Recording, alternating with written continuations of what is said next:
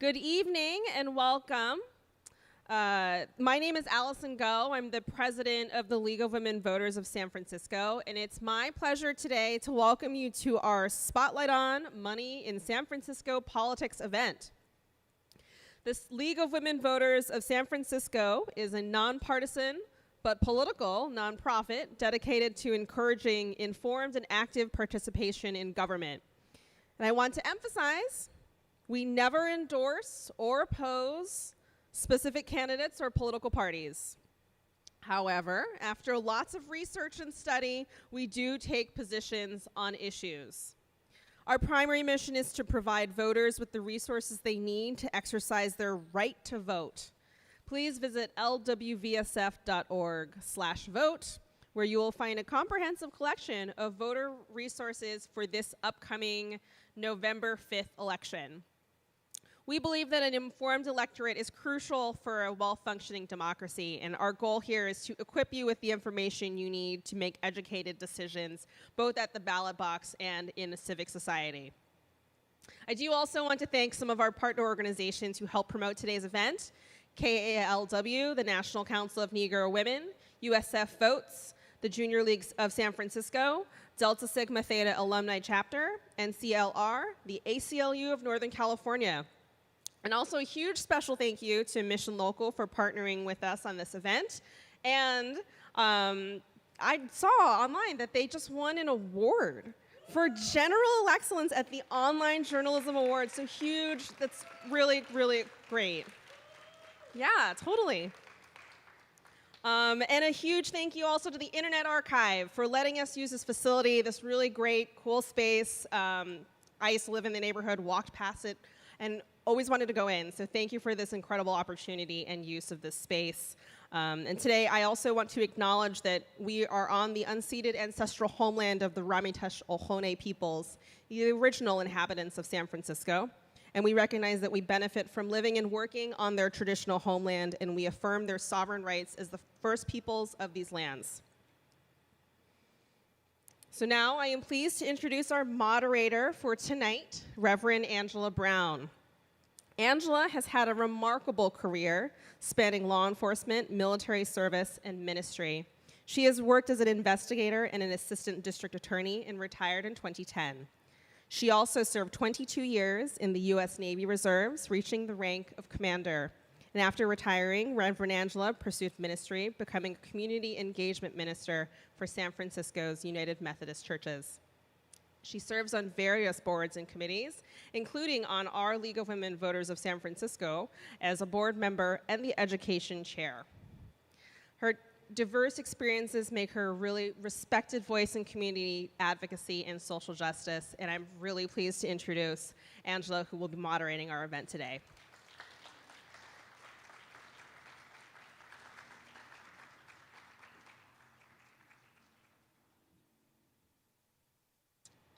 Thank you, Allison, for that introduction. So let me start by giving you a quick overview for our evening. Joe Rivano Barros from Mission Local will present a look into how money flows in San Francisco around local ballot initiatives. After that, I will sit down with Joe to start the discussion portion of our program. I'll ask him a few questions from our audience that was submitted in advance, and then we'll take a few questions from here in the room. For those watching online, please note that the chat on the YouTube stream is disabled. For those joining us in person, please be respectful and keep noise to a minimum. This helps ensures that everyone in the room and watching online can hear clearly. It also improves the quality of the video's closed captions and audio for those who watch the recording later. And now I am pleased to introduce Joe Rivano Barros. Joe was born in Sweden, where half his family received asylum after fleeing from Pinochet. He spent his early childhood in Chile and moved to Oakland when he was 8. After graduating from Stanford University with a degree in political science, He worked as a reporter at Mission Local. He then worked at Yes, In My Backyard Action, and as a partner for the strategic communications firm, The Worker Agency. He rejoined Mission Local as an editor in 2023. So now Joe will come and make his presentation.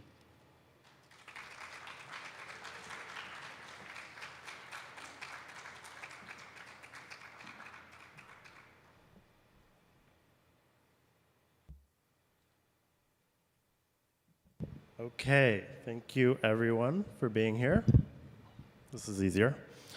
So I'm going to talk a little bit about the ballot measures mostly in this November 5th election. Because of the league's nonpartisan nature, I'm going to avoid any candidate discussions. We'll kind of talk generally about the amounts going into different races, but this is really focused on the ballot measures. So, one second here. Okay. So as was said, I am with Mission Local, and we are a small nonprofit newsroom. We have been covering the elections very deeply. We have been doing a lot of campaign finance reporting, but we have also been doing a lot of reporting on the different nonprofits, advocacy groups, and donors that are spending money on this election. And while the election is not the most expensive in San Francisco history, it is extremely expensive, and the mayor's race is absolutely the most expensive in city history ever. And we're going to go into a little bit of the $39 million that have been fundraised so far. So as I said, this is the total fundraising in the November race election. The bulk of it, as you can see, is going towards the mayor race, and that is 5 major candidates and then a slew of other candidates. That accounts for $20.2 million, so half of the total spending there.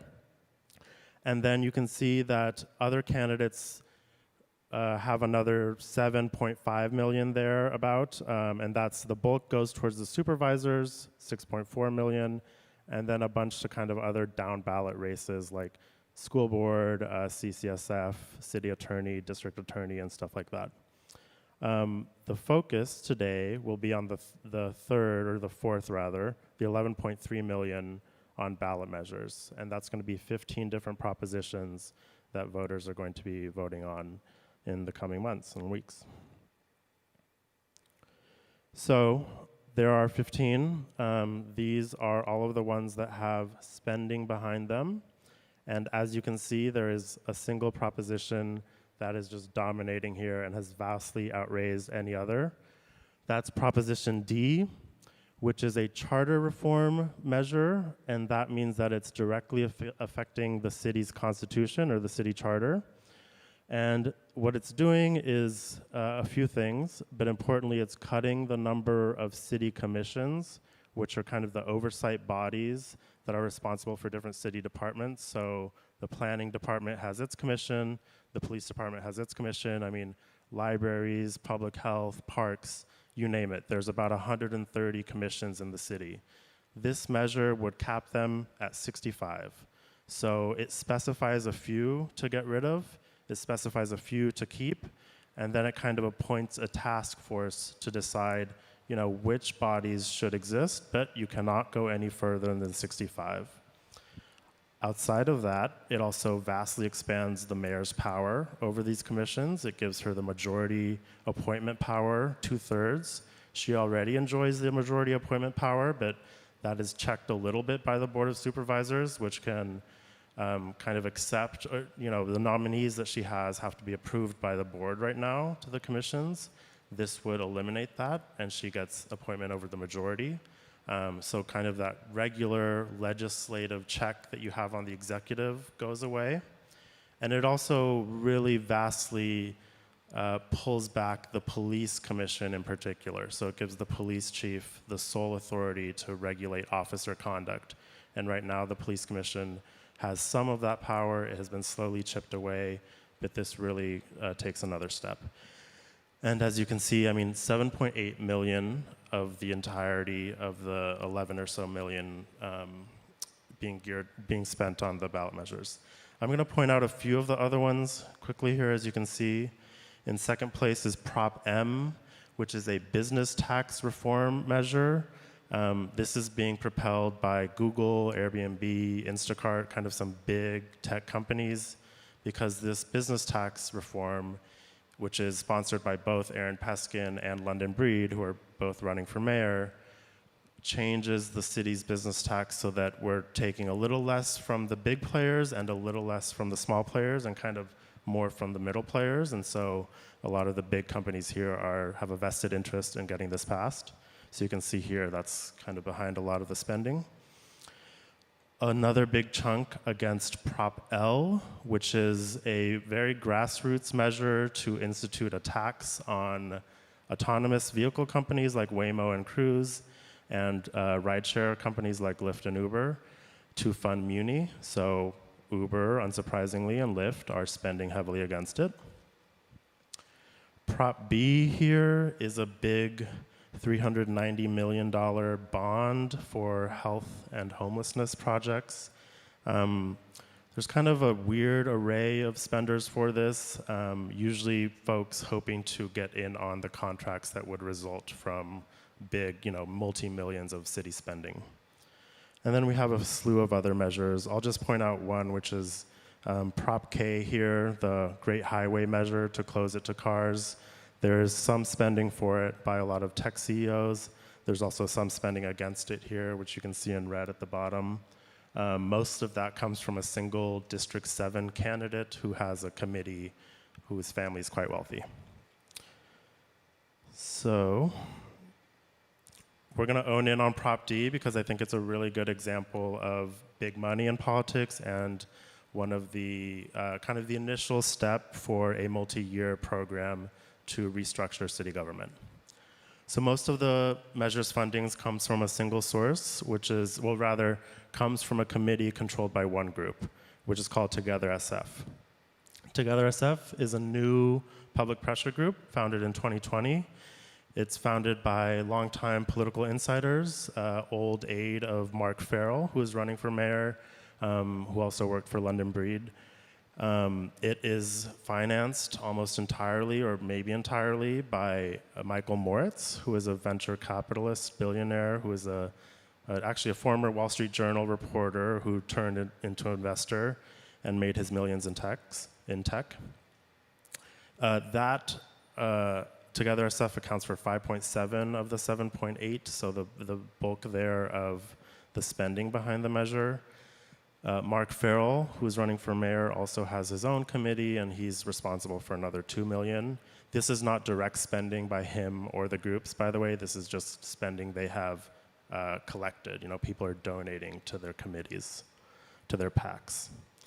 A couple other notable folks here. Michael Moritz is given $3 million directly to the measure. And I'll point out that ballot measures, unlike candidate races, which have a $500 donation limit, you can only spend $500 here if you live in the city to elect a supervisor and mayor. Ballot measures have no cap. So you can spend $1 million, you can spend $2 million, and you can spend $3 million, as has been done here. Another group, Neighbors for a Better San Francisco, which we'll touch on a little bit later, has spent close to $1 million. And then there's a couple big families, the Fisher family, which is made up of hedge fund folks, and the Coates family, who is kind of a notorious rent control foe. They put in some hundreds of thousands here.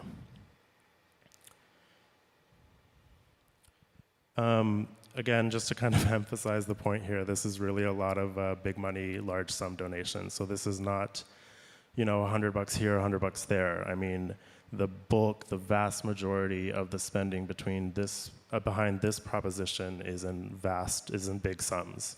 Very little of it, I mean, you can't even see the bottom bar there, is in sub $500 amounts.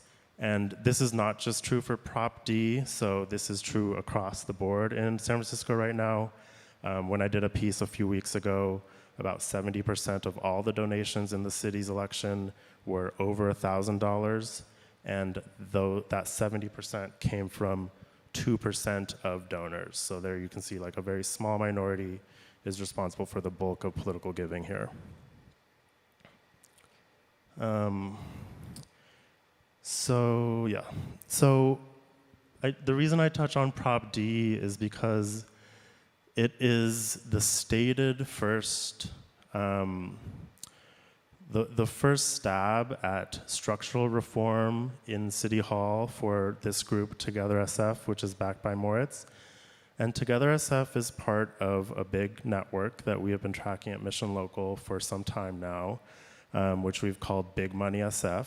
It's a collection of different groups that are varied and have different ideologies, but share a lot of the same donors. They share a lot of sometimes the same staff members or staff member connections. Two of the groups are husband and wife pair, lead a different group. They back a lot of the same candidates and causes.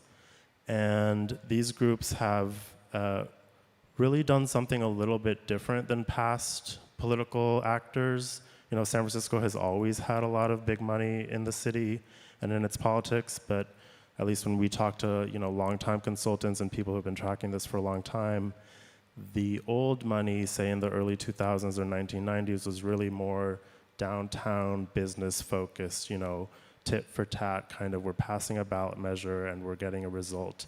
You know, it's anti-tax, kind of business, pro-business regulation. This is a little bit different. This is not quite culture war, but there's a flavor of, you know, police here, homelessness, drug use. I mean, those have become the dominant themes in the city. And these groups are using a lot of voter anger and resident anger. I mean, poll after poll shows that San Franciscans are extremely dissatisfied with city government, and using a lot of this to then institute bigger structural changes. So Together SF, for instance, we published a set of documents which were actually obtained by a group called the Phoenix Project, and Jeremy, their executive director, is in the audience. They showed Together SF's multi-year plan here to pass a slew of ballot measures and then back several candidates in the mayor and supervisor races over the next 4 years.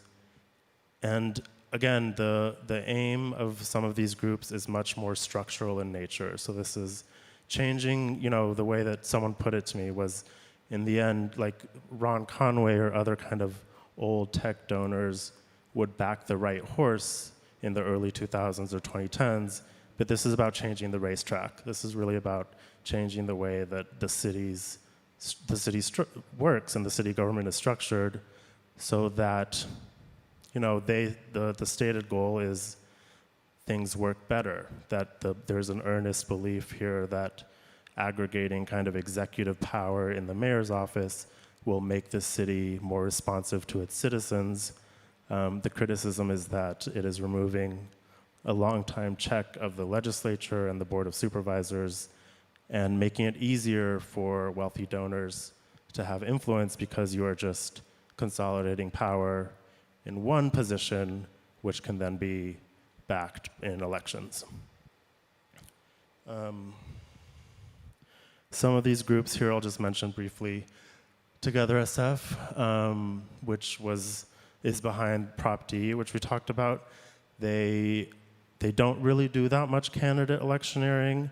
They do a lot of house parties, a lot of trivia nights, trash cleanups, trash pickups, things like that.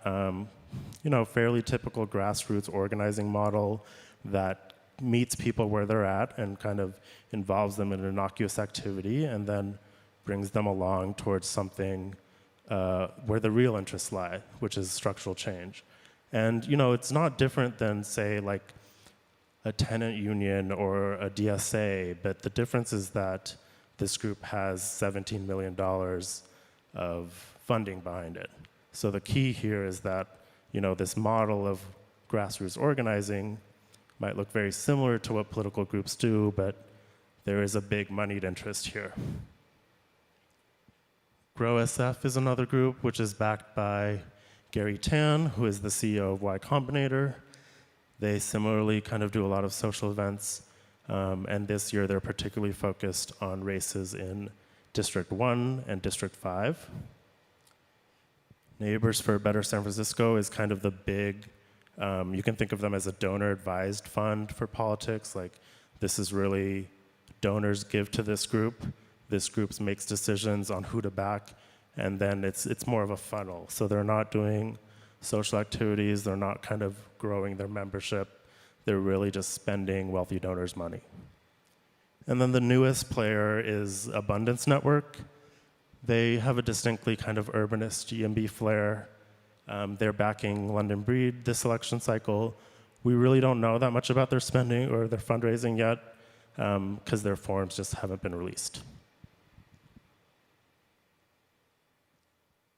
So I think one of the big takeaways is just that this race is key. This election is key, not just for the mayor's race, but it is this first kind of step towards restructuring city government.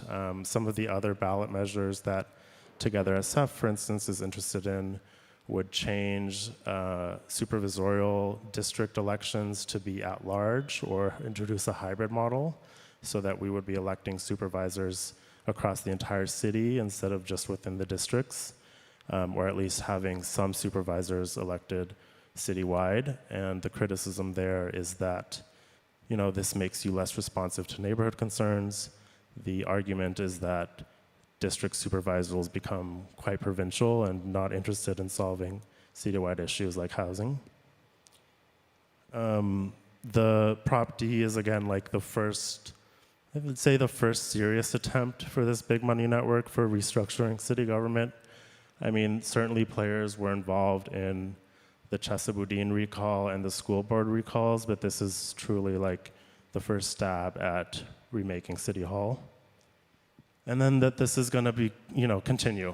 There's no signs that this is slowing down. I mean, money in politics, again, has been a feature of San Francisco for a long time, but the level is different and the focus is different. The focus on this structural change, again, on remaking city, the way the city functions. So that's my presentation, and then I think we're gonna move on to questions. Thank you.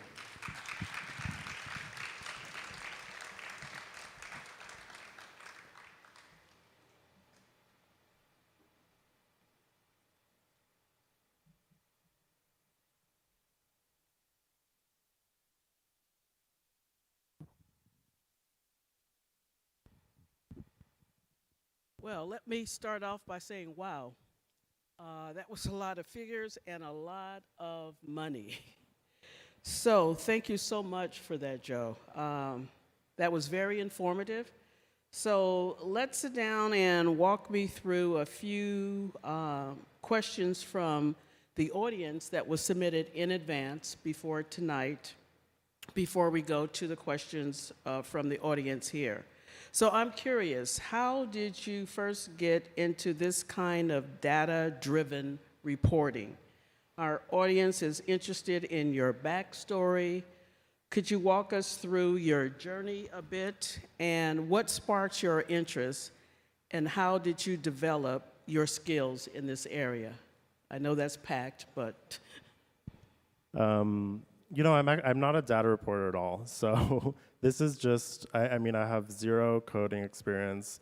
I can make some graphs. I mean, those graphs were not made by me actually because they're prettier when someone else on the team makes them.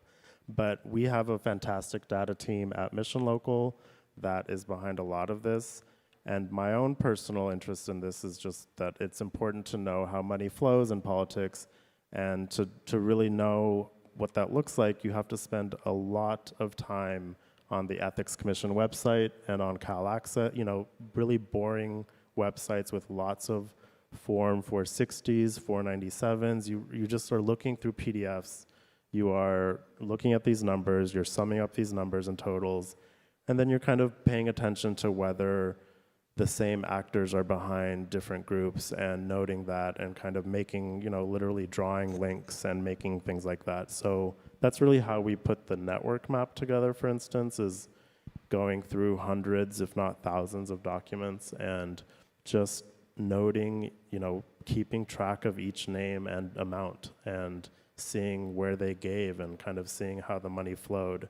There is a lot out there. I mean, a lot of laws make this stuff publicly accessible, but it is not accessible to the public in a sense of, it is not easy to read.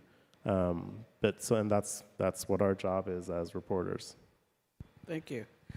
Compared with other elections, how is this funding of the 2024 initiative scoring? Is it the same cast of characters or are there new players? In some ways, like the Fisher family, for instance, has donated in the past. I mean, there are certainly families. Michael Moritz has donated in the past. Bill Oberndorf, who is a kind of longtime Republican donor and the chief patron of Neighbors for a Better San Francisco, which I mentioned, he's donated in the past. But the thing with ballot measures is that, like, for instance, the reason this is not the most expensive election in city history is because whenever there is a measure like the soda tax or the e-cigarette ban, that brings out tens of millions from Coca-Cola or from, I forget the vaping company, Juul. Those elections are outsized. That is like tens of millions of spending just on this one ballot measure. So you don't really see the same return actors in that way. What I would say is that these groups are now returning for several years now. That's kind of a difference, is that they are getting involved year after year, and that's something that we want to pay attention to.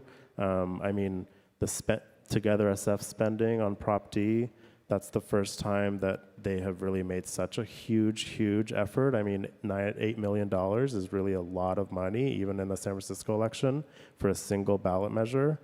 That does not deal with a corporation. It does not deal with a soda tax where Coca-Cola can say, here's our dollars and dimes, and we have to spend $50 million on this because it'll cost us way more to have this tax. This is something different. So those groups have returned, and that's more of what we're tracking. Do you know of any examples of localities across the United States that have implemented caps on campaign spending for ballot measures?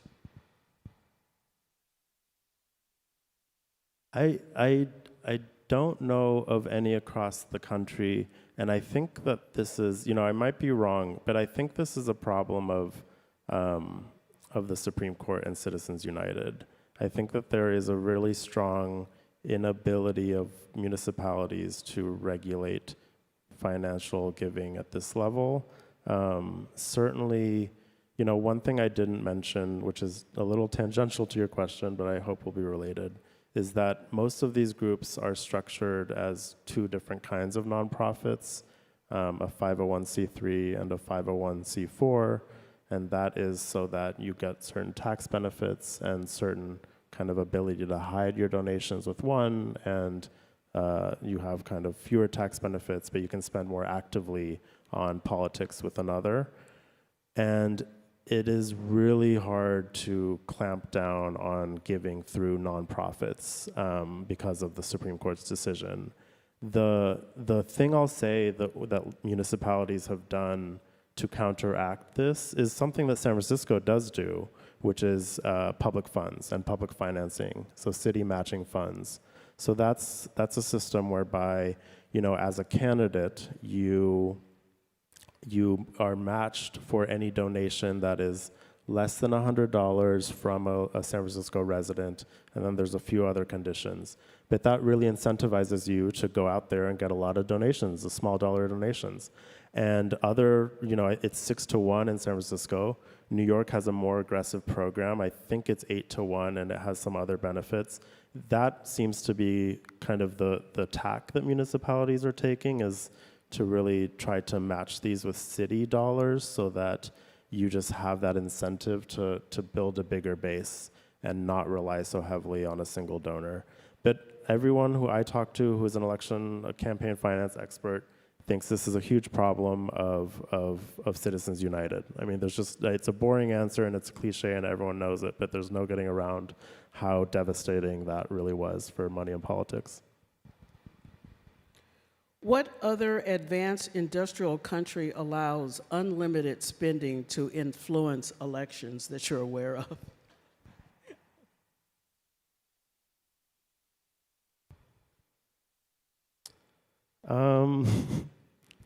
I'm not sure I have a great answer for that. I think that the United States is pretty unique in a lot of ways there. I admit that I don't have a great understanding of international finance limits, but again, I do think that Citizens United changed things in terms of the spending there, and that other countries just have more straightforward limits. But I don't have a great answer, so I'm not going to bullshit my way through it. Just wondering if you knew. So now we're going to open it up to the audience here for some questions. If you can come down either of the aisles and look for the women with the League of Women Voters signs, yes. So if you can speak directly into the mic so everyone can hear your question and so it can be heard on live screen. You first, say your name and... I'm Manfred Hettenkofer. I live in San Francisco, and thank you for your presentation. It was very interesting. For us, I mean, at least for me, being a voter, I was wondering, what does it really mean? I mean, this could be a good thing, it could be a bad thing, and it's very hard for me and probably some in the audience to understand, is that actually good if let's condense all these commissions into 65, or is it a bad thing? And do you get into that, or is it something that we have to figure out on our own? I think because of both Mission Local's status as a nonprofit and the League's status as the nonprofit, it is not our job to, actually the League can weigh in on decisions, but as a nonprofit news outlet, we do not do any endorsements and we won't tell you how to vote. What I will tell you in particular about Prop D is that, there has been a kind of long-standing effort to lay the blame of the kind of gumming up of the city's municipal functions on discord between the mayor and the board of supervisors. That if only the mayor had an ideologically aligned or values aligned board, she or he would be able to do so much more for the citizens of San Francisco. The reality is that the mayor in San Francisco has more power than almost any mayor in the country, and they have huge amounts of power over the department heads, the commissions already. They control about 80 times the budget of the supervisors. So of the 14.6 billion that SF had, the mayor controlled about 16%, and the board controlled about 0.2%. So, in terms of the actual programs in the city that live or die, and the people who run the departments and the people who oversee these departments, that is already in the hands of the mayor. And what this measure does is it aggrandizes that power. I mean, it makes that power larger. And the question you have to ask is, do you think that that will make the city run more efficiently? Again, I can't tell you that, but that's kind of the MO or the kind of belief behind the measure is, yes, it will, so that as much executive power in room 200, it would just make things easier in San Francisco. I'm going to make a really quick comment on that as well. There's a civil grand jury report that came out that talks about commissions and the commission structure in San Francisco. If you Google for civil grand jury San Francisco commissions, you'll find it.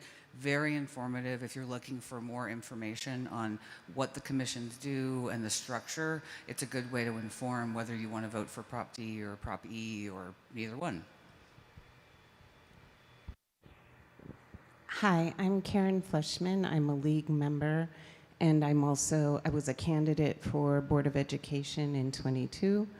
And I'd just like you to speak to the fact that so many of these folks are not only newcomers to San Francisco, but they're immigrants. So Michael Moritz, I believe, is from Wales. David Sachs, Elon Musk, and Peter Thiel are all from South Africa. And Gary Tan is from Canada. And they seem to truly disdain multiracial democracy and want white supremacy to be enforced in San Francisco. And for context, let's talk about the police commission. The League worked very hard on police accountability reform after the death of Mario Woods at the hands of SFPD. And we got the U.S. Department of Justice here that made 272 recommendations for things that needed to change at SFPD. And if it weren't for the police commission, none of those would have been implemented because there was no oversight or accountability from the Trump Department of Justice. So if we get rid of the police commission, who's going to run San Francisco? How many people are going to be killed by SFPD?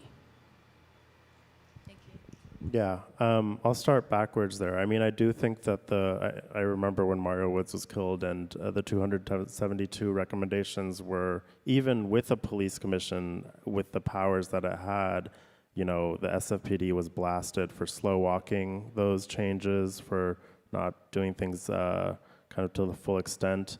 And you're right. I mean, depending on the federal government, like sometimes we have to rely on the local oversight body.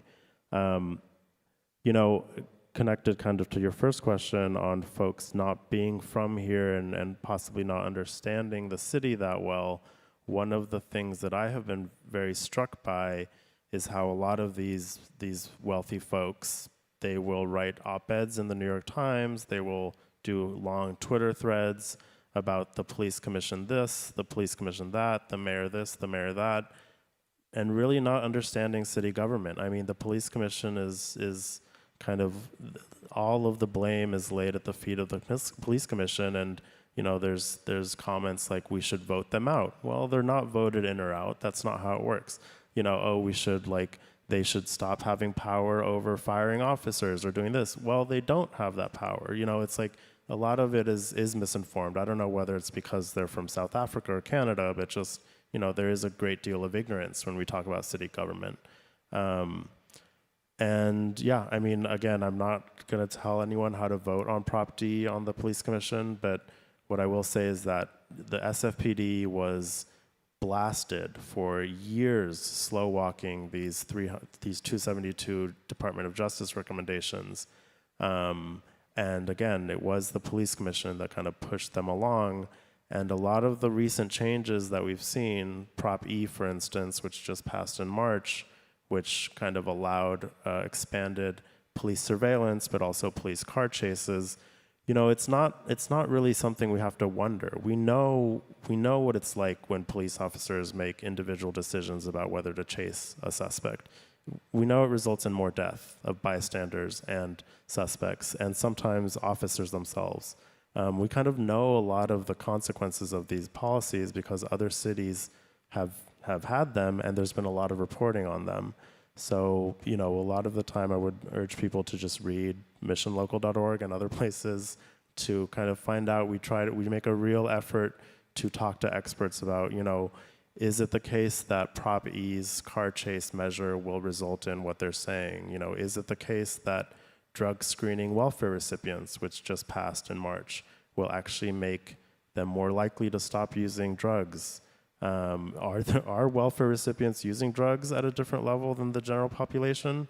Things like that. You know, I think a lot of reporting on these measures is being done, and people should read about it. Thanks very much for this. I think that Prop D, since you won't say it, I'll say it, is it's very anti-democratic. It completely shrinks public ability to at least follow what some people might call sham democracy. The commissions, for example, I care about books and libraries, co-founder of Library Users Association. The commission, all the commissioners are appointed by the mayor, and I don't think there's any approval by the supervisors. You can correct me if you know, I'm not familiar with it. Most commissions that I've heard of are either all the mayor's appointees or a majority of the mayor's appointees, in a very few cases where the supervisors get a minority of the appointees. So it's already, since the mayor appoints ultimately the city librarian and the mayor appoints the commissioners, it's pretty much they're not interested in criticism or suggestions that aren't within their program already. It's pretty much not very democratic, but at the very least, the public gets a chance to listen to some of their programming and what they're planning, and there's the appearance. They have a budget that they presumably are required to pass every year and discuss, presumably. And so even if the public does not get what they want, at least there is a place where people can go to talk about issues that concern them with respect to the various parts of our city government. And to make, if anybody's listening, public the fact that, for example, the City Library and the Library Commission have repeatedly violated open government laws when it suits them, that they've taken private funding that they didn't reveal for a previous city librarian and was found in violation of the 1976, where you have to didn't report the donations that he was getting, tens of thousands of dollars from the Friends of the Library. So there's a whole range of ways in which democracy isn't working that great, as far as I can tell. One of the dangers I think that we're in this city is that so many of the newspapers and other means of information like the Bay Guardian, the San Francisco Weekly, all kinds of newspapers are gone. Those that remain have a lot less firing power in terms of staffing and ability to follow stories. And I'm grateful that you exist, but there's just a lot less coverage, and more the information people are getting are from the same people that are putting money into the proposition. So I'd be real interested in, first of all, how you got through the Ethics Commission's rather obscure way of providing the information and leaving you pretty much up to yourself to figure it out. And also, when you give names of people, for you, this may mean something. Elon Musk, okay, maybe we all know that he's the new owner of Twitter, but who is behind the money that is influencing the politics behind the name? Maybe you could elucidate a little bit. So the question was mostly about the local donors there who maybe are less well known than the Elon Musk of the world. Yeah. So one who I mentioned is Michael Moritz. So Moritz is the chief patron of Together SF, which is the group that is pushing and sponsored Proposition D. He is a VC, a tech VC. He is a local guy. He is a huge spender in San Francisco outside of politics. So Bloomberg reported last year, he spent $336 million in the city's civic life. So that's nonprofits, that's Together SF is, kind of a small $17 million portion of that. He's the chief, probably, I think, the only financier of the San Francisco Standard, which is a new newspaper here. He is really interested in San Francisco, and it is his town, and he'll say that he's just trying to make it work again. I think that what you can say about Moritz is that he is going after the root of things. He is not so interested in, he does fund candidates, but he is really interested in Prop D's charter reform. He's really interested in the question of why is San Francisco a dysfunctional government? Because it is. It's a dysfunctional city. And why is voter anger so high? And what can we do to solve it?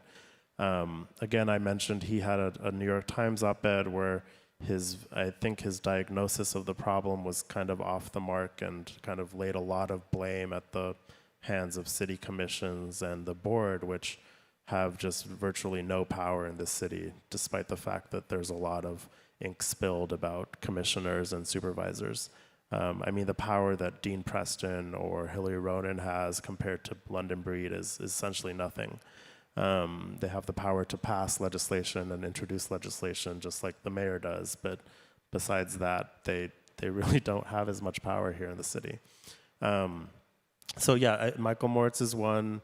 William Oberndorf is another one. He is a longtime Republican donor on the national stage. He is behind Neighbors for a Better San Francisco. Each of these guys kind of has their group with which to do politics.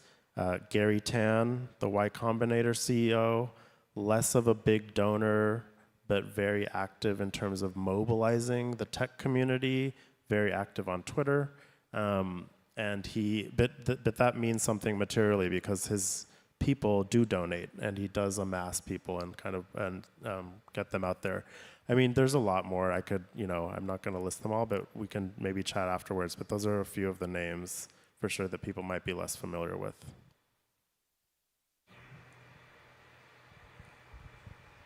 It's on. Thank you for the presentation. I guess I'm fairly naive when it comes, so like when you're saying the props kind of raised a certain amount of money, right? Like, are there certain kind of like the biggest categories of like where that spend is going? I assume like, overall goal is to kind of influence some outcome, right? But kind of, what are the categories of how it's most spent?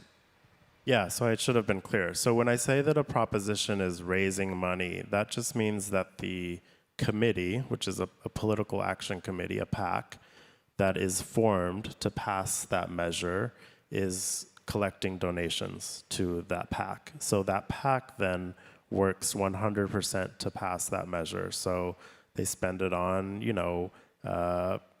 printing mailers and sending them, and the postage to send them to your house. They spend on TV ads, digital ads. They spend on campaign staff, headquarters. I mean, it's everything that you need to run a campaign.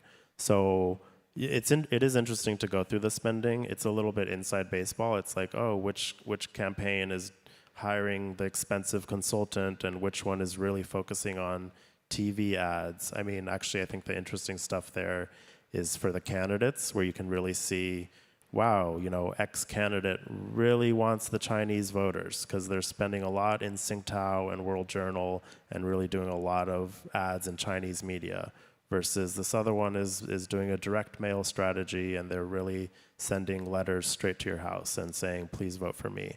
But when we talk about dollar amounts there, that's just to pass the proposition.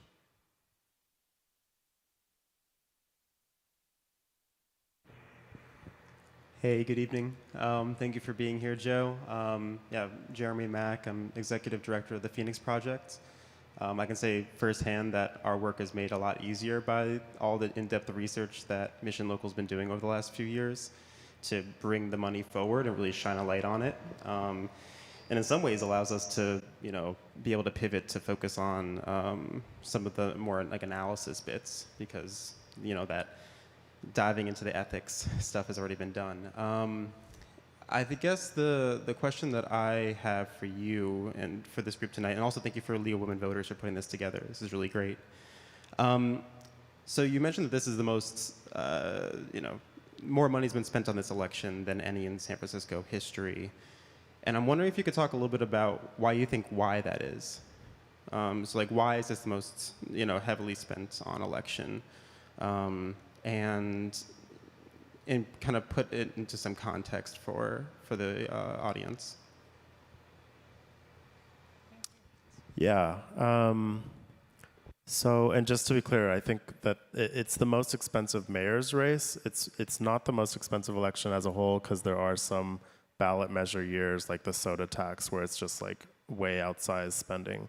I mean, one of the reasons why is because we have a particular candidate for mayor who is spending a ton of his own money, and he's the Levi-Strauss heir. I'm not going to get into the candidates closely, but that really does skew things, because you've just never had a multimillionaire in the race that can self-finance to this level. So that makes a huge difference. I mean, if you look at the campaign spending on the mayor's race, which is, again, about half of the total spending, that skews things.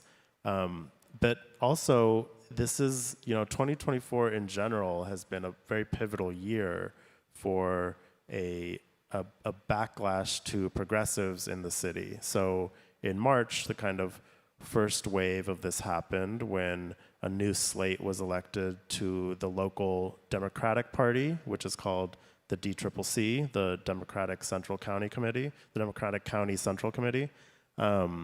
There was a new slate of members voted, backed by a lot of tech money, a lot of real estate money. folks that kind of broadly are aligned on police-friendly issues, YIMBY, transit-friendly issues, kind of a bit of more personal accountability, personal responsibility on homelessness and drug use, or kind of a more punitive approach towards those topics. That is important because that controls endorsements down the line. So that's kind of one, there was a lot of spending in March. It was astronomical as well. That was a victory for kind of a lot of these groups in this loose network, which again is made up of a lot of the same donors. So a lot of them really went out for the DCCC race. And now you have a chance to capture the mayor's office and capture the board of supervisors, which has been progressive for a couple cycles now. And again, in San Francisco, these things come and go. The board is more moderate, and a bit more progressive here and there. The mayor is almost never progressive. The last time the city has had a progressive mayor was Agnos in the 90s. So, the fact that folks are going for the mayor's office is just an indication of how much power there is there, I'd say. I mean, it really is an office that wields tremendous amount of influence in the city and has a lot of delineated power. And it is an open, you've never had, I do think this is part of kind of a national backlash to establishment and incumbent candidates. So incumbents generally as a rule, and in San Francisco as well, almost never lose. There's been, I think, 2 or 3 supervisors who've lost in the last 30 years who were incumbents. The mayor, I don't know the last time. I remember writing about it, but it's been a long time. But this is a year where there is that chance for the mayor to lose. And so everyone is coming out really strongly because there's been a post-pandemic backlash in general across the country, specifically in San Francisco, towards Breed's policies. And there's a lot of dissatisfaction, rightly or wrongly, with how she's managed the city. And so a lot of folks feel like this is our chance to really have kind of a clean sweep here of the local Democratic Party, the Board of Supervisors, and the mayor's office.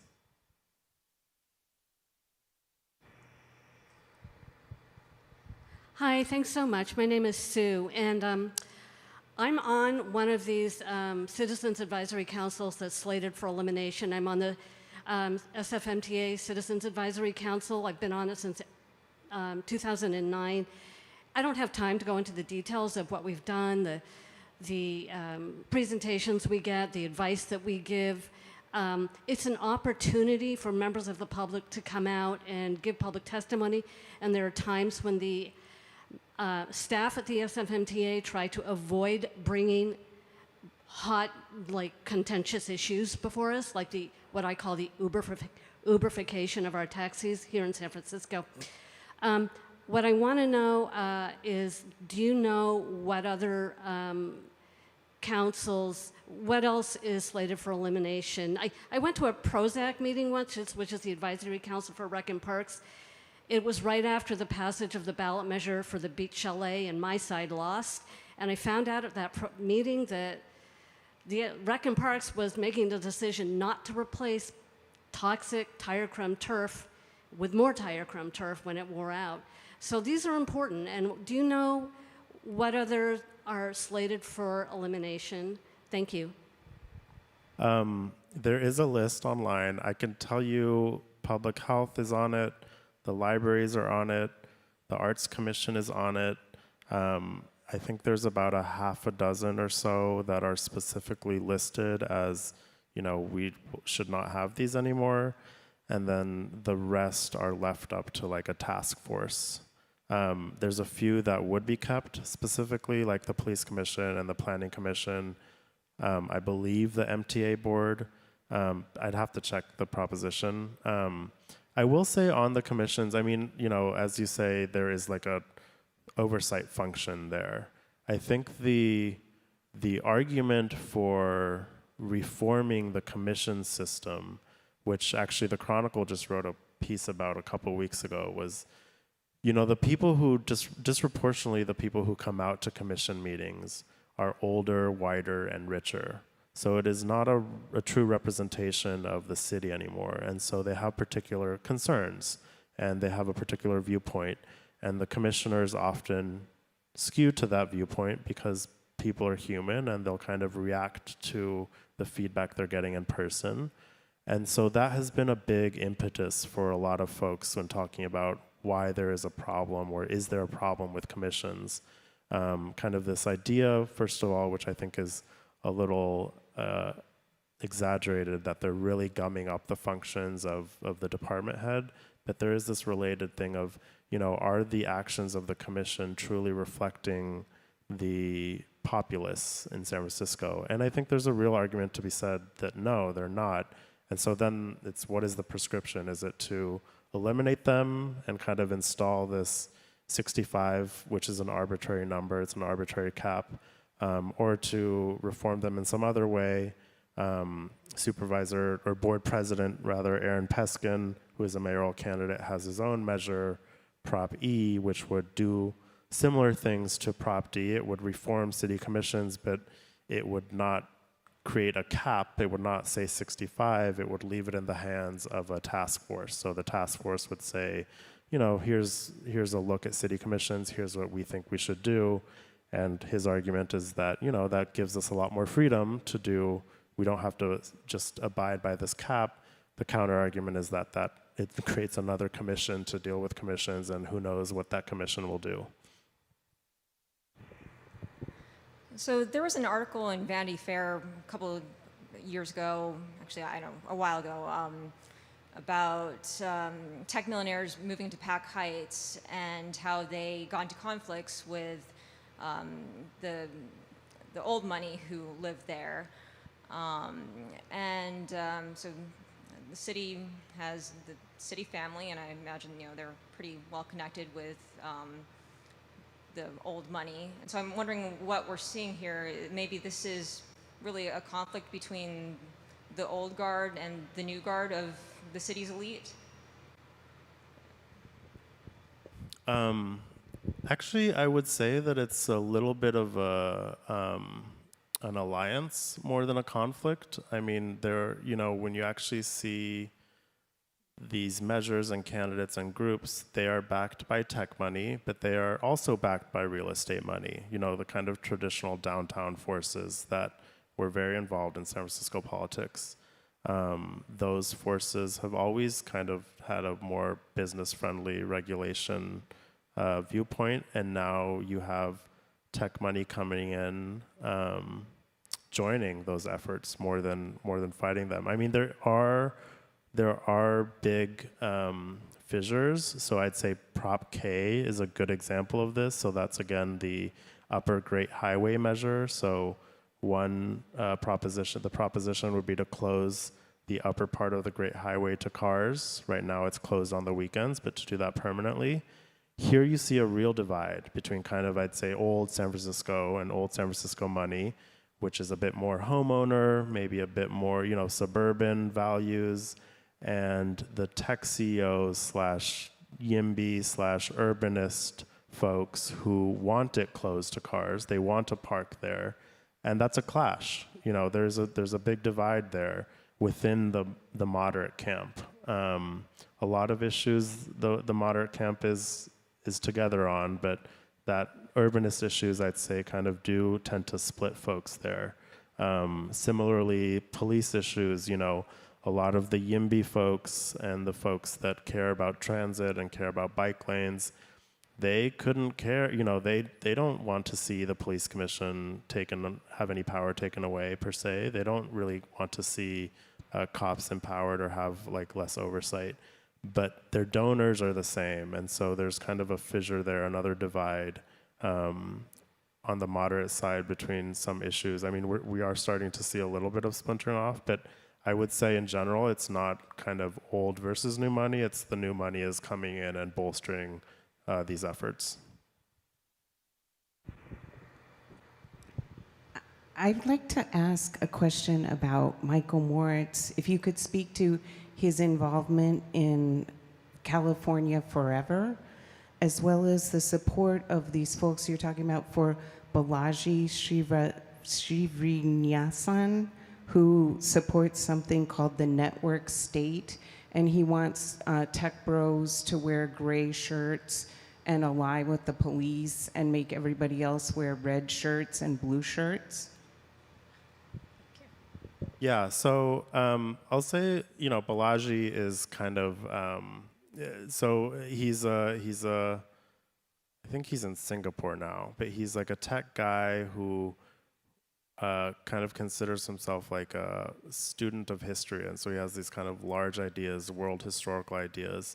But one of his big focuses is creating network states, which are basically sovereignties outside of the control of any current government, where kind of tech communities can live and thrive, or new communities at least can live and thrive. And that has involved an idea in San Francisco of having blues and grays, and kind of you would identify yourself as being on one team versus the other within a city block, and you would pay the police to help out the grays and not help out the blues or whatever. I mean, he's not involved in San Francisco politics directly. I'll say that there is this notion of like escapism, maybe it's easier to just escape and create our own thing. And that is the effort that you mentioned, California Forever, is this effort in Solano County to create a new city from scratch, and to kind of have industry folks there, and a government that is more housing focused, more transit focused. They're not really specific on how it would be governed, but it's kind of this idea of an escape for folks. And I think what's interesting is that it's not a new idea in a way, like Peter Thiel talked about seascaping, which is like floating islands where people would escape to and live on. I think what you're actually seeing is a little bit from the folks that I mentioned here, an abandonment of that idea, and instead saying, well, let's get involved in San Francisco politics and let's try to institute our vision for change. And so now we are going to fund the candidates and causes. I actually don't know about Moritz's involvement in California Forever, but even if we are funding these outside efforts to create our own new municipalities, let's also fund efforts to change the politics in the cities where we already live. Thank you. Hi. Mike Schrader. I'm past president of San Francisco Marin Medical Society. You briefly alluded to the jewel-backed Proposition C of 2019 that was backed for about $20 million. Our organization participated in the opposition to that, and I just wanted to remind people that no on Proposition C got 82% of the vote. So I just want to point out that big money doesn't always win. Thank you. Yeah, that's true. And I think that's especially true for ballot measures, where you can kind of see in plain English what the letter of the law says and what it would do. Any more questions? Is there any research or policy purpose to the number 65 in terms of the number of commissions? That's a good question. They commissioned a report from Together SF commissioned a report from Claremont McKenna College, the Rose Institute down there. It's a long, I think it's 100-something pages report that goes through in depth, and it's a worthwhile read, actually, for if you're talking about the problems with commissions. It's a worthwhile read on, a particular viewpoint on what is gumming up city functions. I think that the number comes from there, but actually I'm not sure. I'd have to look at that. And this will have to be our last question. Hi, I just have a question on the dueling commissions, Props D and E. What does it take for each one to pass? And then since they're sort of conflicting, what happens if they both pass or if neither passes? I guess I get what happens when neither passes, but what happens if both passes? If both pass, then the one with most votes outdoes the other one. So I believe they're just 50 plus 1. It's a simple majority for both of them. Actually, I'm not sure. Don't quote me on it. It is? Okay, it's a simple majority for both of them. And as with most of the time when you have competing measures, it's actually pretty straightforward. It's just whichever one has the most votes, that's the one that passes, and that's the one that gets instituted. Well, thank you so much. We are so grateful for everyone that has come out tonight, and a big shout out, of course, to Joe and Mission Local. So let's give him a hand for helping us better understand how money influences our local ballot measures. And we can't forget Internet Archives. Thanks for letting us use this awesome space and for helping us record the live stream of this event. And whether you're here in person, watching online, or catching this later on YouTube, we appreciate you taking the time to learn more about this important topic. It's what democracy is all about. We've already hosted some great candidates forums for all the Board of Supervisors races, which can be viewed on our YouTube channel, so please check that out. But we're not done yet. We got more forums coming up for other local positions like the Community College Board, the mayor, and sheriff. If you're interested, visit our website at lwvsf.org and RSVP there.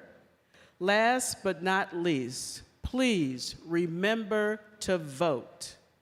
Election Day is November 5th, so make sure you get your vote in before that date, or at least by then, because your voice matters. Thanks again for being here, and have a great night. Thank you.